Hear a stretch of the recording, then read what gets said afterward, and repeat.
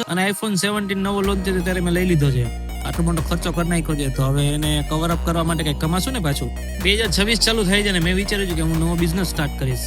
Actually નવો business નથી, હું 2024 માં આ બિઝનેસ સ્ટાર્ટ કરી ચૂકેલો છું. ડ્યુ ટુ સમ રીઝન્સ છે મેં બિઝનેસ પોઝ કરી નાખ્યો હતો. તો હવે નવા વર્ષની શરૂઆત થાય છે. હવે આપણે શરૂ કરવાના છે વોલ હેંગિંગ્સ નો બિઝનેસ. વોલ હેંગિંગ્સ એટલે આપણે જે મંદિરમાં ભગવાનના ફોટાસ હોય, હનુમાન ચાલીસા, ગાયત્રી મંત્ર, મહામૃત્યુંજય મંત્ર, આવી બધી વસ્તુ જે આપણે મંદિરમાં રાખતા હોય એનો જ બિઝનેસ ચાલુ કરવાનો છે. હવે આમાં હું પ્રોડક્ટ શું છે, પ્રોડક્ટ ક્યાંથી પરચેસ કરવાનો છું, મને કેટલો કોસ્ટિંગ પડશે, મને કેટલામાં પડશે અને હું કેટલામાં સેલ કરીશ અને હું કેવી રીતે સેલ કરીશ, ફ્લિપકાર્ટ એમેઝોનમાં અકાઉન્ટ બનાવીને સેલ કરીશ કે પછી હું ઓનલાઈન એડવર્ટાઇઝમેન્ટ રન કરાવીને સેલ કરીશ. અને આ ઓનલાઈનના જમાનામાં ઘણા બધા ફ્રોડ થતા હોય છે, તો એ ફ્રોડથી આપણે કેવી રીતના બચશું અથવા તો સામેવાળા કસ્ટમરને આપણે કેવી રીતના ભરોસો દેખાડશું કે આપણે સ્કેમ કરતા નથી.